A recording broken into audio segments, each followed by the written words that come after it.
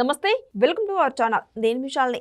ఈ రోజున ఏపీలో రాష్ట్ర వ్యాప్తంగా వైసీపీ నేతలు మెడికల్ కాలేజీలు ప్రైవేటీకరణ చేస్తున్నారని వాళ్ళు ర్యాలీ చేస్తున్నారు. జిల్లాలుగా వాళ్ళు వైసీపీ నేతలు. అయితే ముఖ్యంగా అసలు 1,00,00,000 సంతకాలు అయినాయి అని చెప్పి వాళ్ళు చెప్పడం, ఇది ఎంతవరకు వాస్తవమో ప్రజలకి కూడా అసలు ఏమి అర్థం కావట్లేదు. అసలు నిజంగా ఇప్పుడు వాళ్ళు కూటమి ప్రభుత్వం మీద దుష్ప్రచారం చేస్తున్నారు. మెడికల్ కాలేజీలన్నీ ప్రైవేటుకి అమ్మేస్తున్నారు అని వైసీపీ నేతలు పదే పదే విమర్శిస్తూ వ్యాఖ్యలు చేస్తున్నారు ప్రతి ఒక్కరు. దీని మీద పూర్తిగా విశ్లేషించడానికి మనతో పాటు స్టూడియోలో ఉన్నారు ప్రముఖ రాజకీయ విశ్లేషకులు అంకమరావు గారు ఉన్నారు. వారిని అడిగి విషయాలను తెలుసుకునే ప్రయత్నం చేద్దాం. నమస్కారం సార్. నమస్తే అమ్మా. సార్, ఈ రోజున వాళ్ళు వైసీపీ నేతలు ప్రతి ఒక్కరు ఎప్పటి నుంచో జరుగుతూనే ఉంది. ఇప్పుడు వాళ్ళది 1,00,00,000 సంతకాల సేకరణ అయిందంట. మరి నిజంగా 1,00,00,000 సంతకాలు అయినాయా సార్ వాళ్ళవి? 2 కోట్లు అయినాయి అంట. అవునా? వాళ్ళు ఎందుకు చెప్పడం, 1 కోటి పైన అన్నాడు కదా. అవును. ఎవరు సత్యరామకృష్ణారెడ్డి అంటే 2 కోట్లు అని చెప్పి రాక 1 కోటి పైన అన్నాడు. ఇప్పుడు మిగిలినవన్నీ పూర్తి చేస్తే 2 కోట్లు అయినాయి అంట.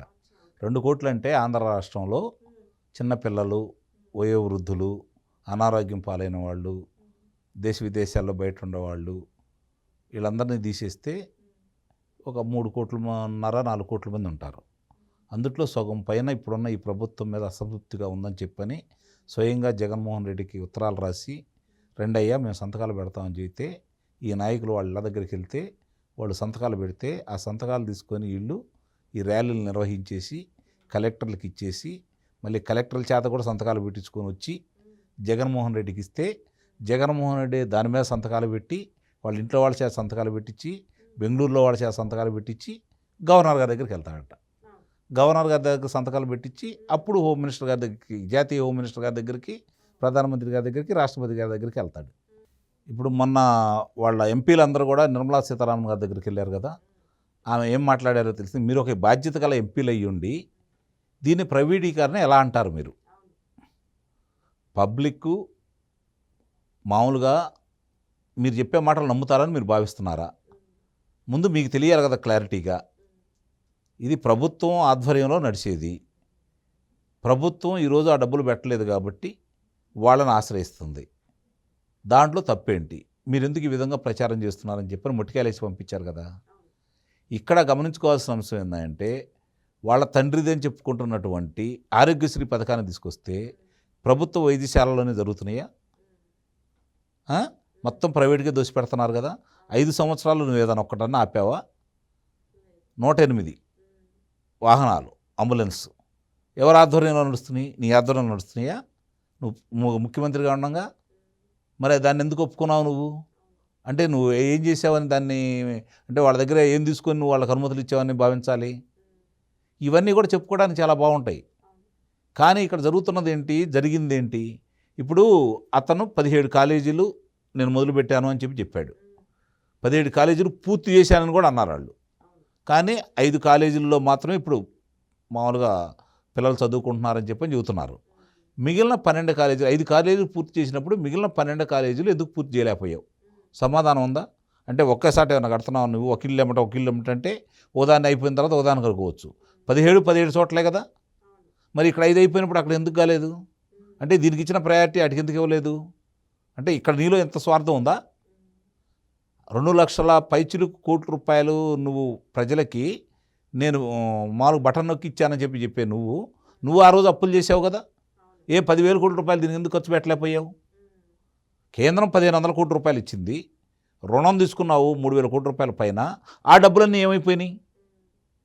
ఎంత ఖర్చు పెట్టావు? ఈ కూటమి ప్రభుత్వం కూడా అది కూడా బయటికి తీయాలి ముందు. ఇవన్నీ కూడా వాళ్ళకై వాళ్ళు చేసిన తప్పులు వాళ్ళే బయటకు వచ్చి చెబుతున్నారు. ఈ కూటమి ప్రభుత్వం వీళ్ళు ఇవ్వట్లా. నిజంగా ఇది చెప్పాల్సింది కూటమి ప్రభుత్వం. ఇతను 17 కాలేజీలు ఎప్పుడు మొదలుపెట్టాడు? దానికి నేషనల్ మెడికల్ సైన్స్ వాళ్ళే కదా కేటాయించాల్సింది సీట్లు. ఇప్పుడు అతను ప్రపోజల్ పెట్టినందువల్ల ఎన్ని సీట్లు ఉన్నాయి, వీళ్ళు అనుకున్న దానివల్ల ఎన్ని సీట్లు పెరుగుతున్నాయి, నిజంగా నిరుపేదలకి ఎన్ని అదనంగా వస్తున్నాయి, ఇది ఇప్పుడు వివరించి చెప్పాల్సిన బాధ్యత అయితే ఈ కూటమి వాళ్ళ మీద ఉందని అయితే నేను భావిస్తున్నా. అతను తీసుకొచ్చిన డబ్బులు ఏమైపోయినాయి, ఎందుకు మిగిలిన ఆలస్యమైనవి, దీంట్లో ఎవరి ప్రమేయం ఉంది, ఎందుకు ఆగిపోయినాయి అంటే అతను దీనికి సంబంధించినటువంటి కాంట్రాక్టర్లు ఎవరికైతే ఇచ్చాడో వాళ్ళ ద్వారా వాళ్ళ కార్యాలయాలు నిర్మించుకున్నాడు 26. అందుట్లో ఒక్కదానికే అనుమతి ఉంది, మిగిలిన వాటికి అనుమతులు లేవు.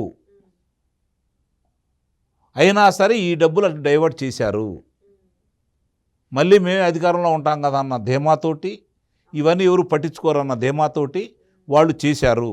ఇవన్నీ ఎక్కడ బయటకు వస్తాయో అని చెప్పని కూటమిట్టు బయట పెట్టలేదు కాబట్టి ఎదురు దాడి చేయడానికి ప్రయత్నిస్తున్నారు వాళ్ళు. ఇప్పటికి కూడా కూటమి సరైన విధంగా స్పందించటం లేదు. అందువల్ల వాళ్ళకి ఈరోజు గొంతులు లెగుస్తున్నాయి.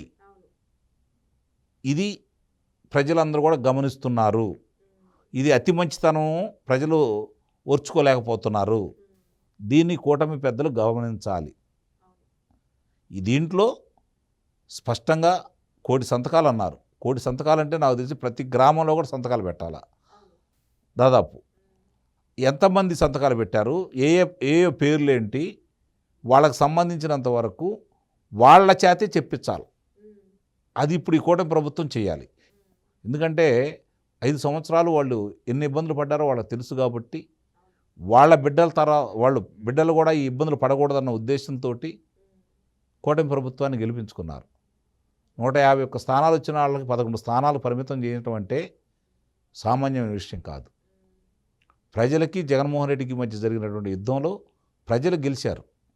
ప్రజల తరపున మిమ్మల్ని మీరుంటే వాళ్ళకి న్యాయం జరిగిద్దని చెప్పి చంద్రబాబు నాయుడు గారు నమ్మి చంద్రబాబు నాయుడు గారితో ఎవరు ప్రయాణం చేసినా కూడా వాళ్ళని కూడా భుజాలకు ఎత్తుకున్నారు. ఈరోజు భుజాలకు ఎత్తుకున్న వాళ్ళని మీరు ఏం న్యాయం చేస్తున్నారో చూడాలి. సార్, ఈ రోజు నా గవర్నమెంట్ మెడికల్ కాలేజీలో ప్రైవేట్ వాళ్ళకి అమ్మేస్తున్నారని ఈ వైసీపీ వాళ్ళు విమర్శిస్తున్నారు. అదే నేను అంటుంది అసలు ఎట్లా చేస్తున్నారు ఏంటి, గతంలో వాళ్ళు ఏం చేశారు, ఇవన్నీ అంతకుముందు అతను పత్రికా ప్రకటన ఇచ్చాడు. దాంట్లో ప్రైవేట్ భాగస్వామ్యం కోరుకున్నాడు అతను, ఆ రోజే కోరుకున్నాడు. దాన్ని వీళ్ళు ఎందుకు నేను అంటుంది అసలు ఎంత ఖర్చు పెట్టాడు, ఏం చేశాడు, ఏ ఏ ప్రాంతాలు ఏ విధంగా చేశాడు, ఇవన్నీ కూడా వివరాలు చెప్పాల్సిన బాధ్యత వీళ్ళ మీద ఉంది. వాళ్ళు ఇన్ని చేస్తున్నా కూడా వీళ్ళు బయటకు వచ్చి ఎందుకు మాట్లాడలేకపోతున్నారు నాకు అర్థం కావట్లేదు. వాళ్ళు చెప్పింది ఇప్పుడు సహజంగా ఎట్లా ఉంటుందంటే ఒకసారి వినరు, 2 సార్లు వినరు, 3వ సారి వినరు. తటస్థులు కొంతమంది వాళ్ళు మారితే ప్రభుత్వాలు మారుతాయి, తటస్థులు మారితేనే. అలాగే ఎవరైతే కార్యకర్తలు ఉంటారో వాళ్ళు అశ్రద్ధ వహిస్తే అధికారంలో ఉన్న పార్టీ దెబ్బతింటది. ఇప్పుడు కార్యకర్తలు తృప్తిగా లేరు.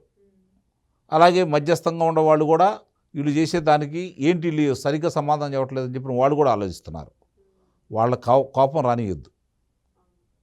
వాళ్ళకి న్యాయం జరగకపోయినా పర్లేదు, కానీ అన్యాయం జరుగుతుంటే తట్టుకోలేరు వాళ్ళు. కాబట్టి మీరు వివరాలన్నీ వాళ్ళకి చెప్పండి, వాళ్ళు చూసుకుంటారు. మీరు ఇంకెందుకు దాస్తున్నారు అవన్నీ? ఎందుకని సామాన్యుడికి అర్థమయ్యే రీతిలో చెప్పలేకపోతున్నారు? అతను ర్యాలీ చేసుకుంటాడు, ఎందుకు చేస్తున్నాడు ఆ ర్యాలీలు చేస్తే గొడవలు అయితే, నాయకులు కార్యకర్తల మీద కేసులు అయితే వాళ్ళు ఇంకా అతను ఎమ్మటే ట్రావెల్ అవుతారని చెప్పి అతను భావిస్తున్నాడు. గొడవలు కావాలని కోరుకుంటున్నాడు అతను, లేని వివాదాలను సృష్టించాలని భావిస్తున్నాడు అతను. Thank you sir.